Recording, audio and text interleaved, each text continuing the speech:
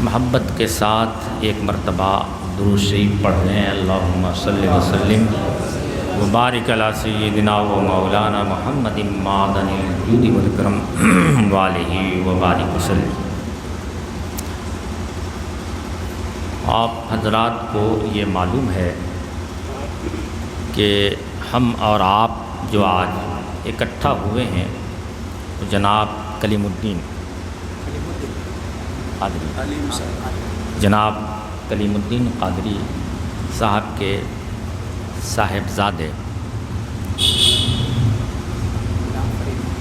غلام فرید کی شادی خانہ آبادی کے موقع سے یہ محفل میلاد مصطفیٰ صلی اللہ علیہ وسلم قائم کیا، انعقاد کیا ہے، اور آج جناب کلیم الدین قادری مرحوم آج نہیں ہیں ہم لوگوں کے بیچ میں، اس کا افسوس ہے، اور وہ سلسلے قادریہ میں اس فقیر سے بیعت تھے۔ میرے خیال میں گھر کے اکثر افراد سلسلے قادریہ کے غلام ہیں، اور آج یہ غلام فرید کی شادی ہے۔ غلام فرید یہ ہمارے حضور سیدنا پاک کی بارگاہ میں درج ہے، اور سیدنا پاک امجد شریف کی برکت اور آپ کی ذات کے صدقے میں آج غلام فرید ماشاءاللہ برسر روزگار ہے۔ یہ سیدنا پاک کی دعا ہے کہ آج غلام فرید وہیں کی فریاد سے آج سروس ہولڈر ہے۔ تو یہ جو نام درج ہے اس گھر کا، اور کلیم الدین صاحب مرحوم اللہ تعالیٰ ان کی قبر پر رحمت کی بارش برسائے، اپنے بیٹے کو سیدنا کے غلامی میں دے کر کے گئے ہیں، وہ آج نہیں ہیں ہم لوگوں کے بیچ میں، اس کا قلق اور افسوس ہے، لیکن ان کی روح دیکھ رہی ہوگی، تو ان کی روح خوش ہو رہی ہوگی۔ آج یہ بڑھاپے میں میرے ذریعے وہ سیدنا پاک کے غلامی میں آئے اور بہت خوش تھے، اور اتفاق دیکھیے کہ اللہ تعالیٰ نے انہیں اپنے یہاں بلا لیا، زیادہ دن نہیں رہے وہ۔ یہ سیدنا پاک کی عنایتیں ہیں۔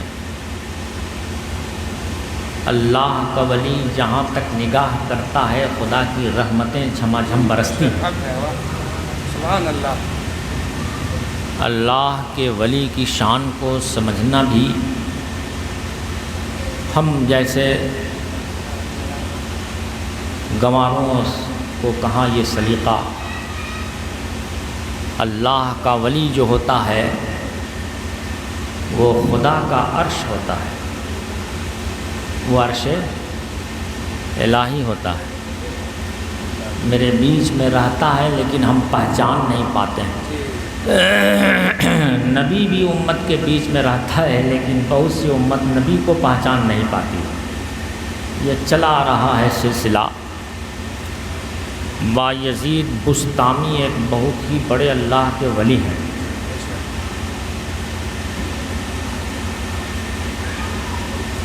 بایزید بسطامی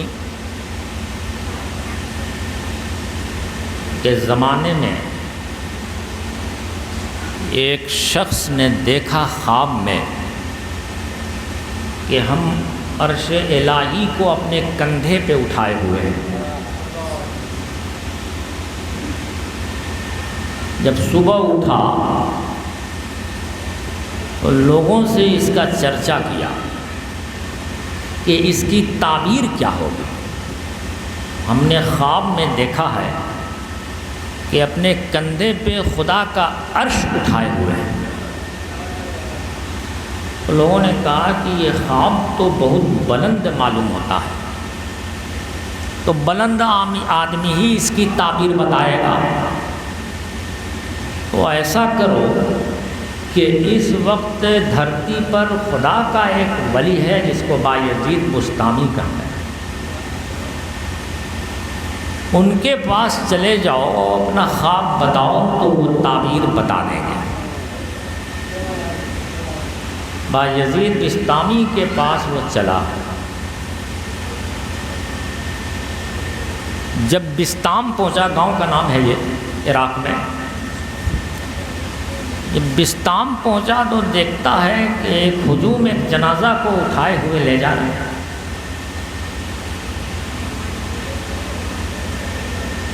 تو اس بھیڑ میں جا کر وہ پوچھتا ہے کہ ارے بایزید بسطامی ہم کو کہاں ملیں گے؟ تو لوگوں نے کہا کہ ارے یہ بایزید بسطامی کا جنازہ ہے، وہ آج ختم ہو گئے، پردہ کر گیا۔ وہ بڑا افسوس ہوا اس شخص کو کہ ہم تو اپنے خواب کی تعبیر پوچھنے آئے تھے، بڑا میری بدقسمتی ہے کہ خدا کا ولی لوگوں نے کہا اور ہم آئے بھی تو یہ چل بسا۔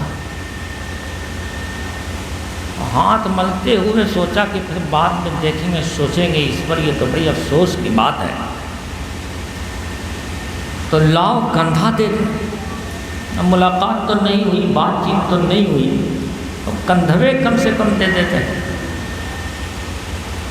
اب جب کندھا دینے چلا تو سرہانے دائیں بائیں موقع نہیں ملا، اتنی بھیڑ تھی۔ پہتانے آیا، کوشش کیا کہ دائیں بائیں مل جائے تو 4 قدم کندھا دے دیں، وہ موقع اس کو نہیں ملا، اس قدر بھیڑ تھی۔ تو اس نے کہا کہ اب تو یہ کندھا تو دینے کو نہیں مل رہا، نہ سرہانے دائیں بائیں نہ پہتانے دائیں بائیں۔ تو جنون کی عالم میں یہ گہوارے کے نیچے گھس گیا۔ لوگ گہوارے میں نیچے ہی سے سر لگا دیں، کندھا کو تو موقع نہیں مل رہا، سروے لگا دیں اپنا۔ اور یہ جا کے گہوارے کے نیچے بایزید بسطامی کے سینے کے سیدھ میں اس نے سر لگا دیا اور کہا کہ حضور ہم تو آپ کے پاس آئے تھے اور آپ چل بسے، میرے خواب کی تعبیر کون بتا دے گا؟ جنازے سے آواز آئی، ناداں، تعبیر تو یہی ہے، عرش الہی کو کندھا دیے ہوئے۔ قلب المومن عرش اللہ، مومن کا قلب عرش الہی ہوتا ہے، تو سر پہ عرش الہی تو اٹھائے ہوئے۔ یہی تیرے خواب کی تعبیر ہے ناداں۔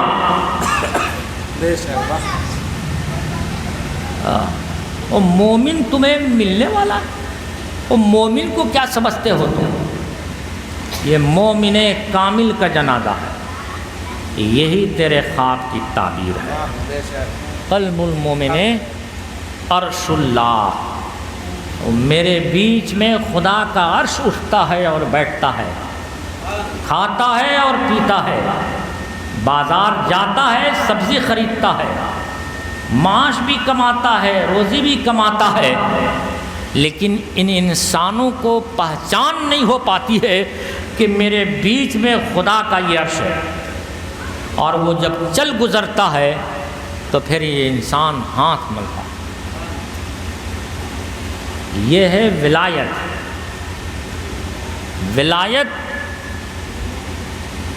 اللہ کے جانب سے جب ولایت کسی کو عطا ہو جاتی ہے تو اس میں پہچان بہت دیر ہوتی ہے۔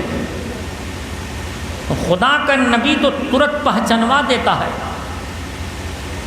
میں خدا کا نبی ہوں، اسے خدا کی طرف سے حکم ہوتا ہے اعلان نبوت کرو، لیکن ولی کو نہیں حکم ہوتا کہ اعلان ولایت کرو، بلکہ یہ ولایت چھپانے کی چیز ہوتی ہے۔ ایسی چھپانا نہیں بلکہ چھپنے والی خود چھپتی ہے یہ ولایت، یعنی ولی چھپاتا بھی نہیں ہے، یہ اپنے سے چھپی رہتی ہے۔ یہی بایزید بستامی ہے۔ اللہ نے جب یہ انہیں پاور عطا کیا، خود انہیں نہیں معلوم تھا، ہوا کیا؟ یہی بایزید بستامی ایک بار سفر کو جا رہے، راستہ بھول گئے، راستہ بھٹک گئے۔ کہیں چوراہے پر ایک کوڑھیا بیٹھا ہوا تھا، اس سے گئے اور پوچھا اپنے منزل کا راستہ، تو وہ تھا تو کوڑھیا، لیکن جب بایزید بستامی نے راستہ پوچھا تو بڑے پیار بھرے انداز میں اس نے بایزید بستامی کو راستہ بتایا۔ ہوتا ہے، آپ راستہ بھٹک گئے تو کسی سے پوچھے گا تو جواب نہیں دے گا۔ اگر کوئی کو ٹھہرایا کہ بھائی سنیے، ٹھہرا اور پوچھا آپ راستہ، تو بڑے جلدی میں بڑے روکھے طریقے سے سیدھے چل جائیے، ہے نا۔ اور کسی دوسرے کو پکڑا تو کچھ ایسے بھی لوگ ہوتے ہیں جو ٹھہرتے ہیں، بڑی پیار سے پوچھتے ہیں کہاں جائیے گا، آپ کہاں سے آ رہے ہیں، تو بڑی پیار سے بتاتے ہیں ایسے سیدھے جائیے گا، پھر ایک گلی آئے گی تو پھر گلی مڑیے گا، سیدھے مت چلے جائیے گا، اب مڑ کے 4 قدم بس پھر دائیں چلے جائیے گا۔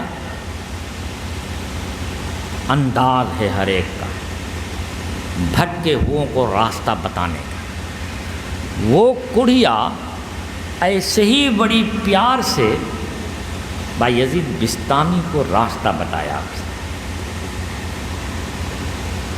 اس کے اس پیار کے انداز سے بایزید بستامی نے حسرت کی نگاہ سے کوڑھیا کو دیکھا، کہ نہ جان نہ پہچان، اور بڑی ہے تو کوڑھیا، لیکن اتنے پیار سے ہم کو راستہ بتاتے کہ بھولیے گا مت، اسے سیدھے جائیے گا، اور تھوڑا سا ٹیڑھا ہے تو بائیں مت چلے جائے گا، دائیں چلے جائیے گا، اور دائیں جانے کے بعد اگر آپ کو سمجھ میں نہ آئے تو پھر دیکھیے کسی سے پوچھ لیجیے گا۔ بایزید بستامی نے بڑی حسرت اور ترس کی نگاہ سے اس کوڑھیے کو دیکھا، وہ دیکھتے رہے، کوڑھیا شفا یاب ہوتا رہا۔ بایزید بستامی دیکھتے دیکھتے کوڑھیا بالکل شفا یاب ہو کر کھڑا ہو گیا۔ اس وقت بایزید بستامی کو یہ فیلنگ ہوئی کہ اللہ نے مجھے ولایت عطا کر دیا ہے۔ اس سے پہلے نہیں معلوم تھا، اس سے پہلے انہیں بھی نہیں معلوم تھا کہ اللہ نے مجھے یہ کرامت عطا کر دیا ہے۔ اس وقت انہیں معلوم ہوا کہ میں نے اپنی نگاہ سے، محبت کی نگاہ سے، بڑی حسرت کی نگاہ سے دیکھا، اللہ تعالیٰ نے اسے شفا دے دیا دیکھتے ہی دیکھتے۔ یہ ولیوں کی شان ہے۔ اس سے کہیں خدا کا قریبی ولی میرا امجھر میں سیدنا پاک آرام فرما ہے۔ اس نے امت محمدیہ کے لیے سیدنا پاک نے پیار بھی دیا ہے، محبت بھی دیا ہے، اور اپنی اولاد کی جان کی قربانی بھی دی ہے۔ تاریخ شاہد ہے، وہ ہندو ہو، کسی بھی مسلم ہو، امجھر چلے جائیے، شیر علی قادری کی مزار ہے، وہ کیسے شہید ہوئے یہ ایک ایسٹیبلش ہسٹری ہے، خدا بخش لائبریری میں لکھ کے رکھا ہوا ہے۔ 6-7 پشت میں سیدنا پاک کے وہ اولاد۔ نواب احمد خان قریشی داؤد نگر کے وہ امجھر کے مرید ہیں، سید شاہ رشید احمد قادری یہ سیدنا پاک کے 5ویں سجادہ ہیں۔ رشید احمد قادری کے بیٹے ہیں شیر علی قادری۔ یہ آزادی کے پہلے کی بات، بلکہ کہیے کہ میرے لگ بھگ آپ سمجھ لیجئے کہ 350-400 سال کی بات ہے۔ یہ گیا چترولہ کا میدان آج مشہور ہے، گیا چترولہ کا میدان، یہ چترولہ کا میدان پر حکومت اور اقتدار کس کی تھی، جا کے تاریخ بہار کے دیکھیے، مل جائے گی، وہ میں کہنا نہیں چاہتا اس زمانے میں۔ بہرحال چترولہ مشہور ہے، گیا کا میدان۔ نواب احمد خان قریشی سے وہاں کے جو چودھری صاحب تھے یا کہہ لیجیے زمیندار صاحب سے، ان سے ایسے ٹھن گئی۔ احمد خان قریشی امجر شریف آئے، سید شاہ رشید احمد قادری جو ان کے پیر صاحب تھے ان کے پاس، کہا حضور جا رہا ہوں، یہ خدا کے دین کی لڑائی۔ پیر صاحب نے کہا جا رہے ہو میرے بیٹے کو بھی ساتھ میں لے جاؤ۔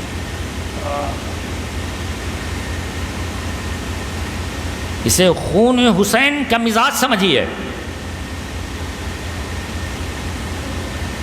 آج بھی اگر شہادت کی ضرورت ہو تو حسین کی اولاد کو ڈھونڈیے، شہید ہو جائے گا۔ جہاں شہادت کی ضرورت پڑے تو حسین کی اولاد کو لے آؤ، وہ شہید ہو جائے گا تمہارے لیے، اس امت مسلمہ کے لیے شہید ہو جائے گا۔ کسٹم ہے، حسین کی اولاد کی ریت ہے یہ۔ کون اپنے بیٹے کو لڑائی میں مرید کے ساتھ بھیجتا ہے؟ یہ مثال اور نظیر نہیں ملے گی آپ کو 300 سال کے اندر، اور یہ اسٹیبلش سے لکھی ہوئی ہے۔ امجر چلے جائیے، اورنگ آباد چلے جائیے، گیا چلے جائیے، یہ پبلسٹی ہے شیر علی قادری کی۔ اور شیر علی قادری کو ہلدی لگی ہوئی تھی، مانجا میں بیٹھے تھے، شادی ہونے والی تھی۔ پیر صاحب نے کہا کہ اسے بھی میرے ساتھ لے جاؤ، بلایا، کہا بیٹا چلے جاؤ، ہلدی لگی ہوئی تھی۔ اور احمد خان قریشی کے ساتھ شیر علی قادری چلے گئے۔ میدان جب تھنا تو شیر علی قادری نے احمد خان قریشی سے کہا کہ آپ کے بھیس میں میدان میں میں جاتا ہوں، سبحان اللہ، قربان جاؤ، میں جاتا ہوں پہلے، پھر آپ جائیے گا۔ پیر صاحب کا بیٹا مرید کو کہتا ہے کہ تم پیچھے میں آگے، اور ان کا لباس اور بھیس پہنا شیر علی قادری نے راجپوتوں کے مقابلے میں گئے، اور انہوں نے سمجھا کہ یہ احمد خان قریشی ہے، اور اس غلط فہمی میں شیر علی قادری شہید کر دیے گئے۔ گردن نیچے گری اور شیر علی قادری بغیر گردن کے گھوڑے پر سوار، گیا سے امجر 60 کلومیٹر ہے، اپنے ابا کے سامنے آ کے امجر میں گرے۔ ابا جس کے لیے بھیجا تھا، دیکھو تمہارے سامنے کامیاب لوٹ آئے ہیں، زبان حال سے کہا۔ اور جب وہاں دشمنوں نے سر اور گردن اور چہرہ دیکھا کہ لاؤ اب کنفرمیشن کریں کہ احمد خان مارا گیا، تو دیکھا تو پہچانا، کہا ارے یہ تو امجر کا پیر صاحب ہے۔ راجپوتوں نے کہا کہ یہ تو امجر کا پیر صاحب ہے، پیر صاحب کا بیٹا پیر صاحب ہے، ارے ہم لوگوں نے ان پیر صاحب کو قتل کر دیا، اس لیے کہ یہ امجر اورنگ آباد ہر ایک شخص کا مرکزی عقیدت ہے۔ سیدنا نے وہ محبت پھیلایا، کہا یہ تو امجر ہے، ان پہ روب طاری ہو گیا، دہشت طاری ہو گئی، اور اس دہشت کا فائدہ احمد خان قریشی نے اٹھایا اور سب کو تہ تیغ کر کے واپس امجر اور واپس داؤد نگر لوٹے۔ آج چھوٹی درگاہ جو امجر شریف میں ہے، چھوٹی درگاہ میں شیر علی قادری کی مزار ہے، اور گردن یعنی سر مبارک چترولہ کے میدان گیا میں مدفون ہے. وہاں مینجمنٹ دیکھ بھال ہندو قوم کرتی ہے. اب وہ مرکز عقیدت ان کا ہو گیا, انہیں غلطی کا احساس پھر صاحب کو مار دیا, اور اسی دہشت میں وہ ہارے اور احمد خان کو فتح نصیب ہوئی. اور پھر اس کے بعد شیر علی خانی جن سے منسوب جن سے رشتہ ہو رہا تھا, پھر ان کا بھی دوسرا نکاح نہیں ہوا دلہن کا, اور جب ان کا انتقال ہوا تو شیر علی قادری کے بغل میں ان کو بھی دفن کیا گیا. آج چھوٹی درگاہ میں شیر علی قادری یعنی سید شاہ رشید احمد قادری جو 5ویں سجادہ ہیں حضور سیدنا پاک کے, ان کے بیٹے چھوٹی درگاہ میں ان دونوں یعنی جن سے نکاح ہونے والا تھا دونوں کا بہت دن تک رحمت برستی رہی. شبنم کی شکل میں لوگ اس کو جا کے بیماریوں میں اٹھا کے شیر علی قادری کے مزار سے کھاتے تھے. آج بند ہو گیا, زمانہ بدل گیا. بہت زمانے تک صبح میں پھولوں کی برسات لوگوں نے دیکھا شیر علی قادری کی قبر انور پر, تو چھوٹی درگاہ میں آج دونوں کی قبر انور ہے. اللہ تعالیٰ کا لاکھ شکر ادا ہم کریں تو اس کا شکر ادا نہیں ہوگا کہ اللہ تعالیٰ نے ہمیں سیدنا پاک کے زیر سایہ رکھا. اللہ پاک نے ہمیں جو اولاد سرکار بغداد ہیں ان کی غلامی میں, تو ہمیں یقین ہے کہ اللہ تعالیٰ ہماری ہر چیز کی حفاظت کے ساتھ ایمان کی بھی سلامتی عطا فرمائے گا. لیکن چونکہ سرکار بغداد کی وصیت ہے کہ ہمارے طریقت میں دکھلاوا, ریا و نمو نہیں ہونا چاہیے, تو اس روٹ میں سیدنا پاک کو نہیں جانتے آج کے زمانے میں لوگ. نہ وہ ثانی بغداد ہے, سیدنا پاک کی ایک اولاد کی شادی منیر میں ہوئی. شیخ یحییٰ منیری رحمۃ اللہ علیہ کے خاندان میں سیدنا عبدالرزاق جو حضور سیدنا پاک کی اولاد میں ہے, وہ اپنے دلہن کی رخصت کرانے منیر آئے ہوئے تھے. دسترخوان لگا ہوا تھا اور سارے لوگوں نے مذاق کر دیا سیدنا عبدالرزاق سے, یہ حضور سیدنا پاک کی اولاد میں سے ہیں. اور مذاق کیا کیا, تو اب ان لوگوں کا مذاق بھی الگ ہوتا تھا, ہم لوگوں کا مذاق الگ ہوتا ہے. تو سارے لوگوں نے مذاق کیا. کھانے میں چوزا آیا ہوا تھا, چوزا مرغی کا گوشت, اور سیدنا عبدالرزاق وہ بہنوئی ہوئے, سالے لوگ بھی بیٹھے ہوئے تھے, اور مذاق میں کہا کہ آج کے زمانے میں لوگ بننے کو تو بڑے بڑے ولی بنتے ہیں لیکن اندر سے سب پولم پول ہوتا ہے. یہ ٹون تھا سالوں کا بہنوئی پر.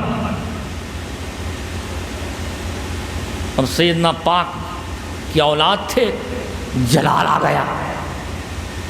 جب زیادہ سالے لوگ چھیڑ دیتے ہیں بہنوں تو بہنویا غصہ آ جاتا ہے, اور جلال آ گیا. اور سیدنا عبدالرزاق نے کہا کہ نہیں نہیں, اصلی ابھی باقی ہے, بولو تو دکھا دوں. سالے لوگ تو سالے لوگ دکھا دیجیے نا, دیر کی چیز کی ہے. اور کہا تم بیزی لا, تو وہ مرغی اٹھ کے بھاگنے لگی. اور اس کے بعد سیدنا عبدالرزاق اٹھے اور کہا دلہن جلدی رخصت کر, اور آج کے بعد اگر میری اولاد نے منیر کا پانی اور دانا ہم پر حرام ہے, اور میری اولاد نے بھی اگر منیر کا دانا اور پانی چھوڑا تو پڑیا ہو جائے گا. جلدی رخصت کرو اپنی بہنی کو, ہم لے کے چلے. جو دیکھنا تھا دیکھ چکے تم, اب ہم چلے. اب عبدالرزاق نہیں رکنے والا, عبدالرزاق نہیں رکنے والا. تو میرے یہاں وہ شاخ جو سیدنا عبدالرزاق کی شاخ ہے, اس کے بعد سے پھر دلہن رخصت کیا, اور جو گئے تو پھر وہ اپنے سسرال منیر نہیں آئے. اور ان کی جو شاخ ہے یعنی سیدنا عبدالرزاق کی وہ ان کی وہ اولاد منع سے ایسی بات کہہ دیا. ولی کی زبان سے جو بات نکل جاتی ہے اثر رکھتی ہے، دل سے جو بات نکلتی ہے اثر رکھتی ہے، پر نہیں مگر طاقت پرواز رکھتی ہے. جب زبان سے نکل گئی بات تو نکل گئی، اب پھر وہ واپس نہیں ہوتی. تو یہ ولایتیں اور نبوت کی شان ہے. نبی بھی جب کہیں سے قدم اٹھا لیتا ہے تو پھر دوبارہ وہاں نہیں بستا. ولی بھی جب کہیں سے قدم اٹھا لیتا ہے تو پھر وہ مڑ کے نہیں دیکھتا. اللہ کے رسول نے بھی جب مکہ شریف سے قدم اٹھا لیا تو پھر آ کے بسے نہیں.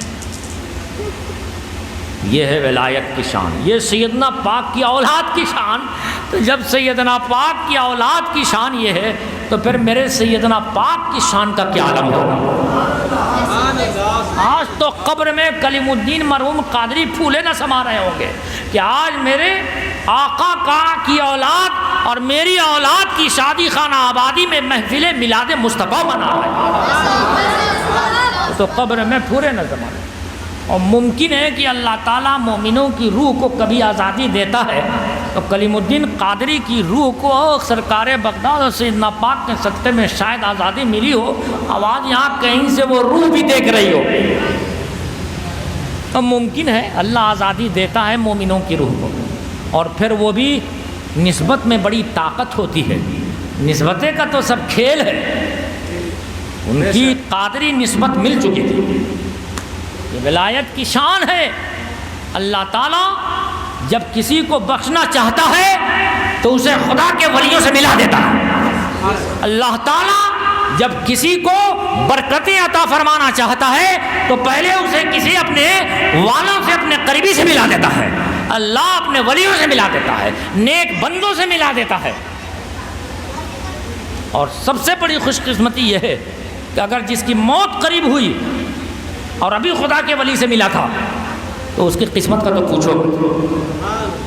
مل کے جو بن گیا، کوئی گناہ نہ کر سکا، تو سمجھو کہ اس کی دنیا کے سارے گناہ بھی بخش دیے گئے اور آخرت میں بھی اس کا اللہ تعالیٰ میں اللہ تعالیٰ اس سے راضی ہو چکا. جیسے مشکات شریف کی ایک حدیث ہے، مشکات کی حدیث ہے. اللہ کے رسول فرماتے ہیں بنی اسرائیل کے ایک ولی، بنی اسرائیل، تو ان میں ایک ولی تھا کسی پہاڑ پر اللہ کی بندگی میں مہک تھا. اور بنی اسرائیل کا ایک شخص جس نے 99 قتل کر دیا. ایک رات سویا، دل میں ایک انقلاب پیدا ہوا. اس نے کہا یا اللہ 99 قتل کر دیا، ناحق خون میں نے بہایا، اللہ مجھے معافی کیسے ہوگی میری. رات بھر بیچارہ بے چینی سے کروٹیں بدلتا رہا اپنی گناہ پر شرمندگی اور ندامت کی وجہ سے. اور صبح اٹھ کے گھر سے نکلا، ایک شخص سے پہلی ملاقات ہوئی اور اس نے اس شخص سے پوچھا سنو میرا ایک مسئلہ حل کر دو، رات بھر سے بے چین ہے. کہا کیا؟ کہا 99 ناحق خون ہم نے بہایا ہے. کل رات میرے دل میں احساس پیدا ہوا ہے، بخشش کی کوئی صورت ہے تو بتاؤ، کیا اللہ مجھے بخش دے گا؟ تو اس نے کہا 99 قتل کیا ہے تم نے، 99 ناحق خون بہایا ہے. کتنے کو تم نے بیوہ کیا، کتنے کو یتیم کیا ہوگا، کتنے گھر کو تم نے ویران کیا ہوگا. ممکن نہیں خدا بخش دے تمہیں، تم جیسے پاپی کو ممکن نہیں خدا بخش دے. پاگل ہو گیا، نکالا، کہا تو پھر 100 پورے کر دیتا، بخشش ہونے نہیں. تو اس جنون اور پاگل پن میں اس نے اس کو بھی قتل کر دیا، 100 ہو گیا.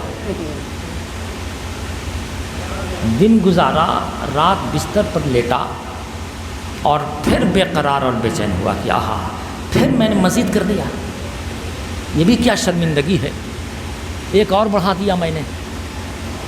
پریشان اور اضطراب کی حالت رات گزارا، صبح نکلا ایک بنی اسرائیل کے عالم سے ملاقات ہوئی، عالم ربانی سے ملاقات ہوئی۔ کہا حضور سنیے، میں نے 100 ناحق خون کیا ہے، کیا میرے بخشش کی کوئی صورت ہے؟ اس عالم نے کہا ہاں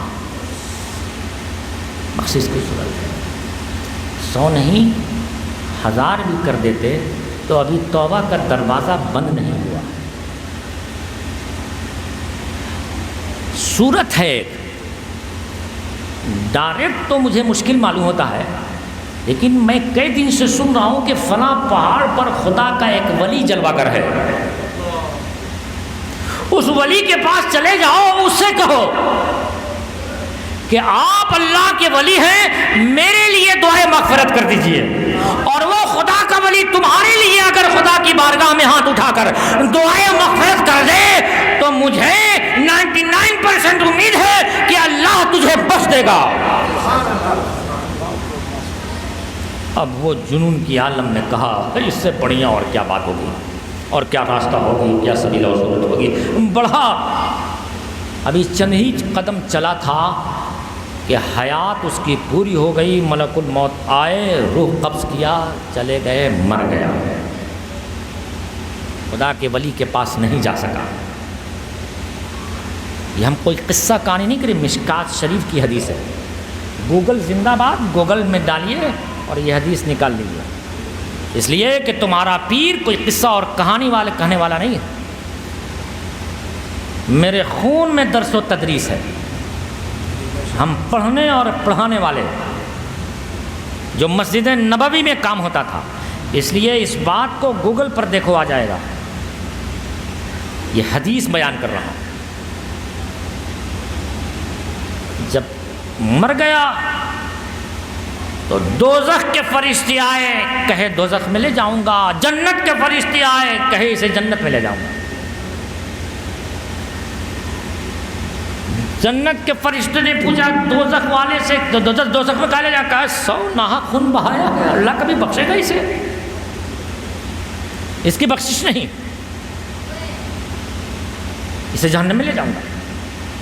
اور جنت کے فرشتے نے کہا کہ توبہ کی نیت سے خدا کے ولی کی طرف چل پڑا تھا، خدا کے ولی کی طرف جانا یہ سورگ کی طرف جانا ہے، گویا جنت کی طرف جا رہا تھا تو جنت کی طرف لے جاؤں گا۔ کہا نہیں، احکم الحاکمین اللہ تعالی ہے، چلیں بارگاہ خداوندی میں اپنے مقدمہ کو رکھیں، اللہ احکم الحاکمین ہے، وہ جو فیصلہ فرمائے گا۔ تو فرشتے کہا ٹھیک ہے، وہ تو معصوم ہے۔ اللہ کی بارگاہ میں دونوں فرشتے حاضر ہوئے، کہا مولا یہ مسئلہ ہے، تو حل المشکلات ہے، حل کر دے۔ دوزخ کے فرشتوں کا بیان فرمایا، اللہ نے کیا کہتے ہو؟ کہا اے رب العالمین اے احکم الحاکمین، اس نے تیرے ناحق 100 بندوں کا خون ناحق کیا ہے، تیرے فرمان کے مطابق جہنمی ہے، اور اس نے توبہ بھی نہیں کیا تھا۔ کہا تم بتاؤ سورگ کے فرشتے جنت کے فرشتے جنت میں کیوں لے جانا چاہتے ہیں؟ کہا یا اللہ وہ توبہ کی نیت سے تیرے مقرب بندے کی طرف چل پڑا تھا، اور تو فرماتا ہے کہ جو نیکی کا ارادہ کر لیتا ہے میں اسے اسی وقت قبول کر لیتا ہوں اور اس کا ثواب دے دیتا ہوں، اور جب کر لیتا ہے تو پھر دوسرا ثواب دیتا ہوں۔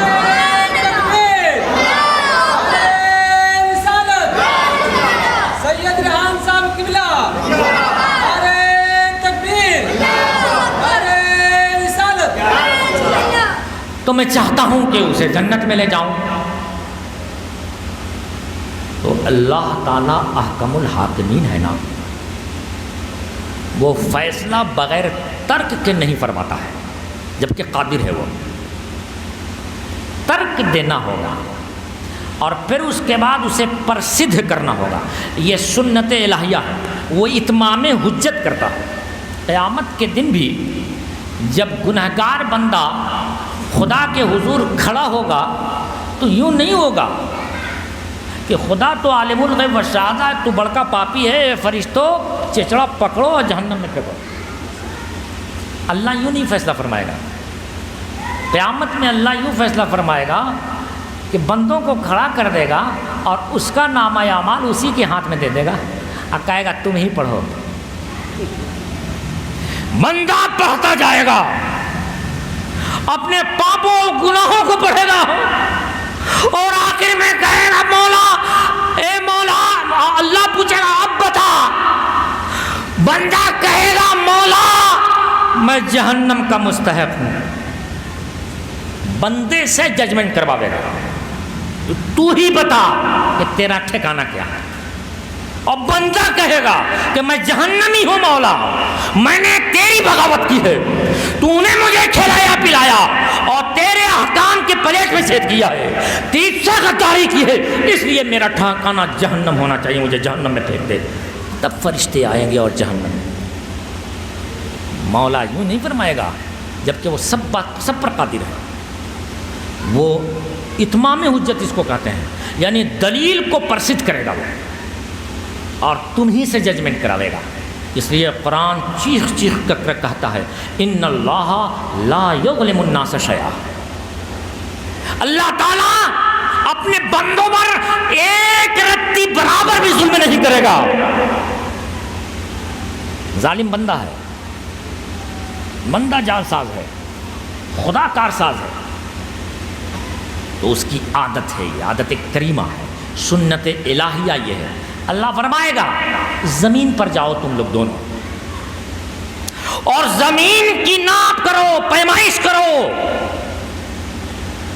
اگر وہ میرے ولی کے قریب ہے تو جنتی فرشتے جنت میں لے جائیں، اور اگر اپنے گھر سے قریب ہے تو جہنم کے فرشتے اسے جہنم میں لے جائیں۔ دونوں فرشتے آئیں گے، حقیقت تو یہ ہے کہ وہ اپنے گھر سے قریب تھا، ابھی تو چند ہی قدم چلا تھا۔ حدیث کہتی ہے کہ خدا نے زمین کو حکم دیا میرے ولی کی طرف توبہ کی نیت سے چلا تھا، میری رحمت کا گوارا نہیں ہے کہ اسے جہنم میں ڈال دوں، اے زمین لپٹ جا، اے زمین سمٹ جا اور میرے ولی کے قریب ہو جاؤ۔ اور جب فرشتے آتے ہیں اور جب زمین کی پیمائش کرتے ہیں تو وہ خدا کے ولی کے قریب نکلتا ہے، اپنے گھر سے دور نکلتا ہے، ناپی میں گھر سے دور ہو گیا۔ فیصلہ ہی الہی تمام ہوا، جنت کے فرشتے اسے جنت میں۔ یہ مشکات کی حدیث ہے۔ اب سوچو کہ جب بنی اسرائیل کی ولی کا یہ عالم ہے، بے شک، سبحان اللہ، بنی اسرائیل میرے نبی سے افضل کوئی بھی نہیں اس کائنات میں، میرے نبی کے صدقے میں سارے انبیاء ہیں،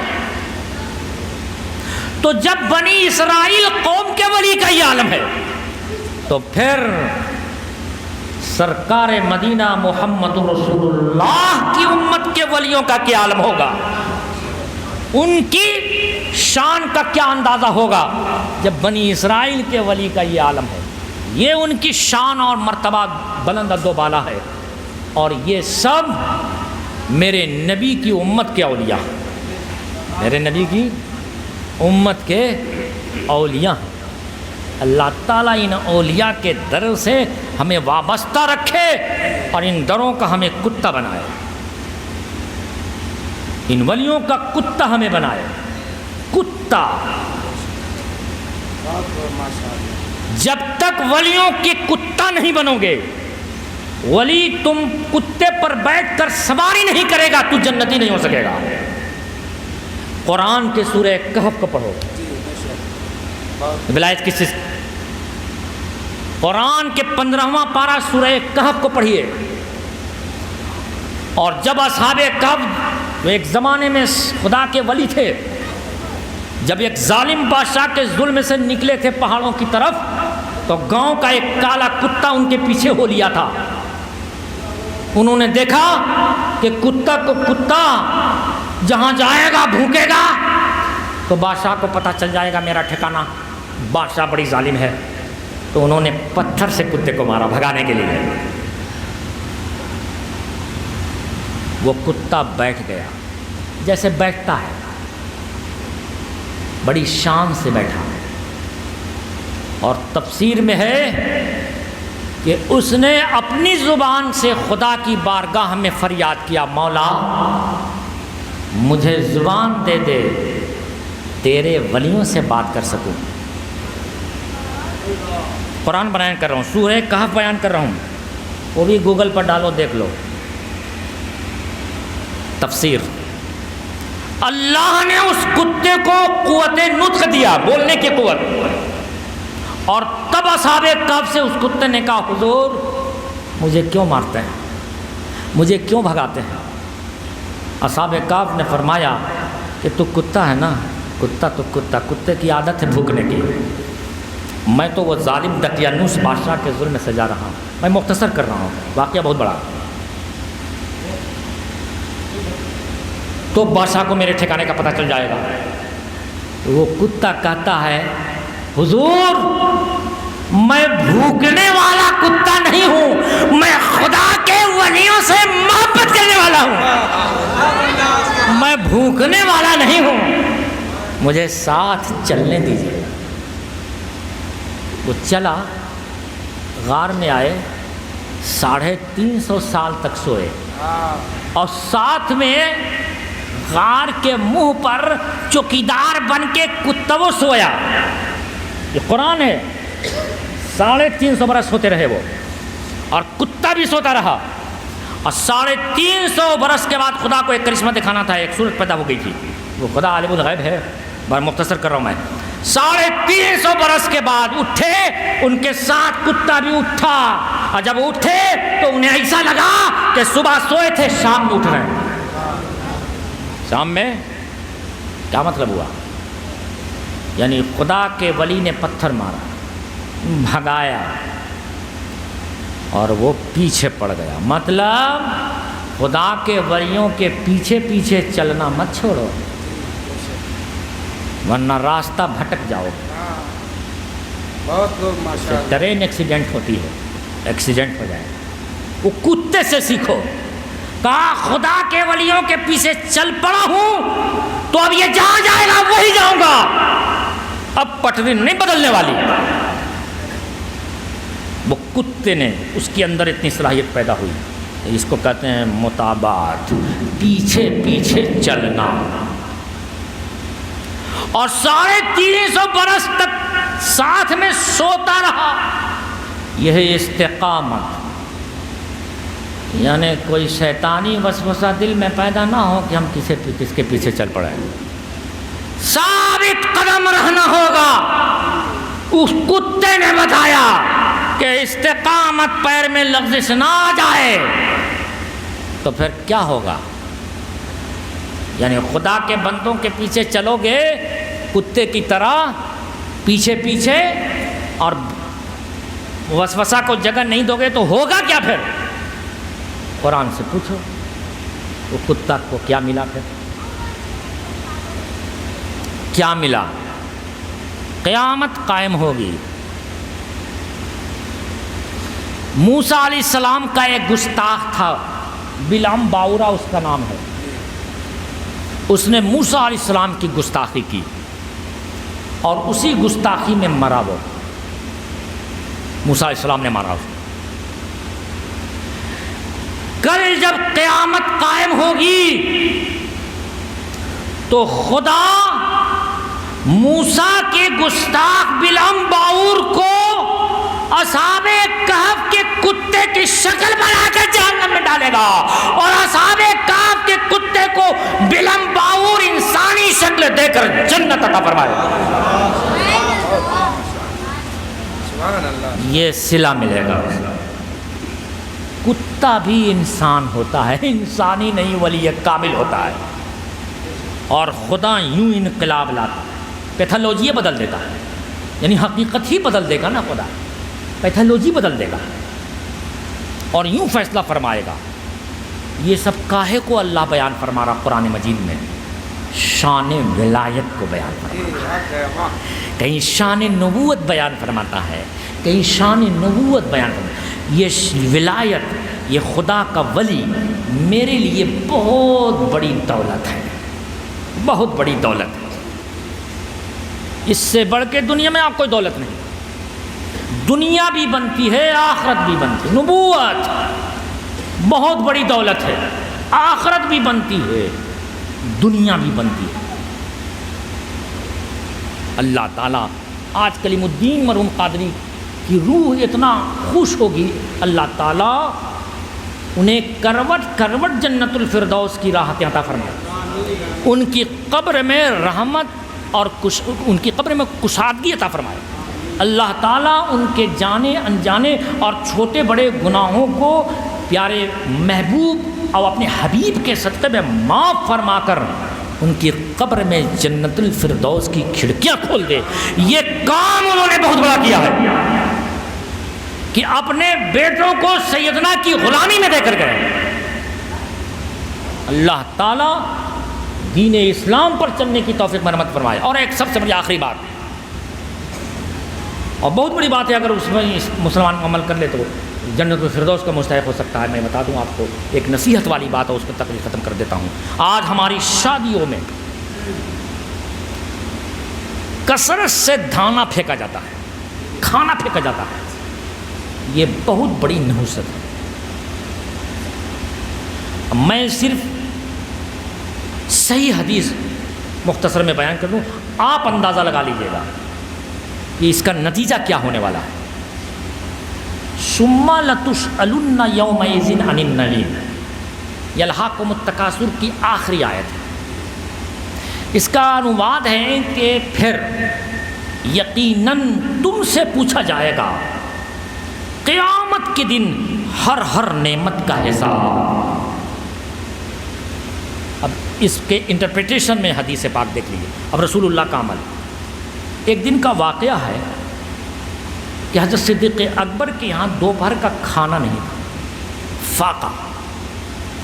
اس فاقے کے عالم میں حضرت ابوبکر نے سوچا کہ چلیں آقا کے پاس تو یہ بھوک ختم ہو جائے گی۔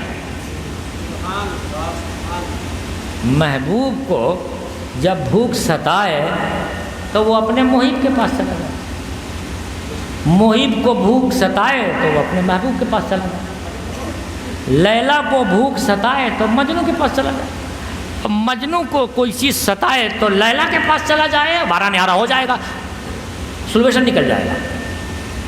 محبت ایک ایسی چیز ہے۔ ابوبکر صدیق نکل کر حضور کے حجرہ مبارک کے دیوار سے لگ گئے، کیونکہ اگر بولا بے ادبی ہے، میں رسول اللہ کو بلاؤں، کہیں بے ادبی ہوگی۔ اللہ رسول اللہ کو تو اللہ خبر دیتا ہے، اللہ کے رسول کو معلوم ہو گیا کہ باہر کوئی ہے۔ حضور باہر تشریف لائے، کہا ابوبکر یہ بے وقت کیسے آنا ہوا؟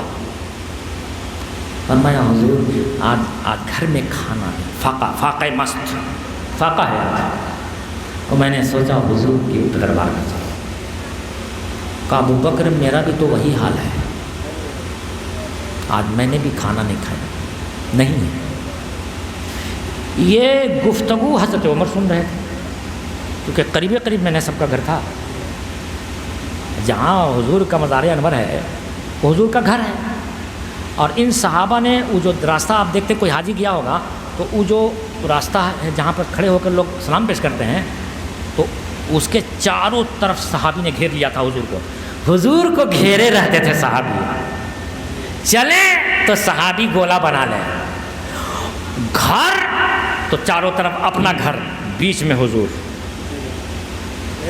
حضرت عمر کو خبر ہو، وہ نکل آئے، حضور نے پوچھا عمر تمہارا آنا کیسے ہوا؟ کہا یا رسول اللہ میں بھی آج بھوکا ہوں، اور میں نے آپ لوگوں کی گفتگو سنی تو میں کیوں محروم رہوں؟ 3 نفوس ہو گئے۔ اللہ کے رسول نے فرمایا، نام میرے ذہن میں ابھی نہیں ہے، ایک انصاری صحابی ہیں، کہا ان کے یہاں چلو، یہ خدا کا تینوں عرش چلا ہے اپنے غلام کی طرف۔ آقا کی عادت تھی کہ جب کسی کے گھر جاتے تھے تو ایک بار سلام فرماتے، بلاتے نہیں تھے، سلام کرتے تھے، ایک بار نہیں تو دوبارہ، جواب نہیں آیا تبارہ، اور جب تبارہ جواب نہیں آتا تھا تو میرے آقا واپس ہو جاتے تھے۔ آج تو ہم کسی کے گھر جاتے ہیں تو معلوم ہوتا دروازے توڑ دیں گے، اور اگر گھر والا نہیں آیا تو گالی دیتے ہوئے آتے، بڑھ کر نواب ہو گیا۔ اور میرے نبی کی یہ تعلیم کہ جب کسی کے گھر جاتا تھا تو 3 بار سلام کرتا تھا۔ اندر ان کی بیوی تھی، صرف صحابی نہیں تھے۔ سلام کا جواب نہیں آیا، سرکار واپس ہو گئے۔ واپس ابھی مڑے تھے ہی کہ اس صحابی کی بیوی نے دروازہ کھولا، یا اس وقت دروازہ نہیں تھا، کچھ پردہ اردہ ہوگا کھجور کا، اور اس نے آواز دیا یا رسول اللہ۔ سرکار پھر واپس ہو گئے۔ فرمایا، صحابی کی بیوی نے فرمایا، یا رسول اللہ میں نے آپ کا پہلا سلام بھی سنا، میں نے جواب نہیں دیا، اور میں نے آپ کا دوسرا سلام بھی سنا، جواب نہیں دیا، میں نے آپ کا تیسرا سلام بھی سنا، جواب نہیں دیا۔ اب جواب دیتی، لیکن 3 بار میں نے کیوں نہیں جواب دیا؟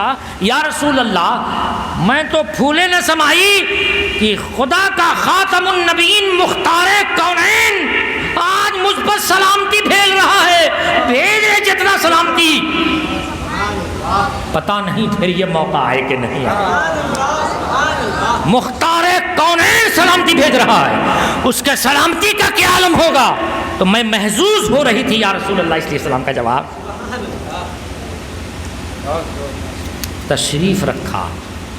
اتنے میں وہ صحابی، کھجور کا باغ تھا ان کا، کھجور توڑنے گئے تھے، وہ توڑ کے کھجور لے کے آئے۔ اب وہ پھولے نہ سمائے، ارے ابو بکر، عمر، تاجدار کونین آج میرے گھر۔ وہ جلدی سے کھجور کو لایا، پیش کیا، یا رسول اللہ وہ سب آپ کا ہے، پیش کیا۔ ابو بکر نے کھایا، عمر نے کھایا رضی اللہ تعالیٰ عنہ، اور حضور اکرم صلی اللہ علیہ وسلم نے تناول فرمایا۔ کیا قسمت ہوگی اس صحابی کی۔ اور پھر اس کے بعد ٹھنڈا پانی پیش کیا صحابہ نے۔ حضرت عمر ابھی پینے ہی والے تھے، آقا نے فرمایا یا عمر رکو ٹھہرو۔ یا رسول اللہ کیا ہو گیا؟ کہا عمر یہ جو پانی پی رہے ہو اس کا بھی حساب کل بروز محشر خدا کو دینا ہوگا۔ تھرا گئے حضرت عمر۔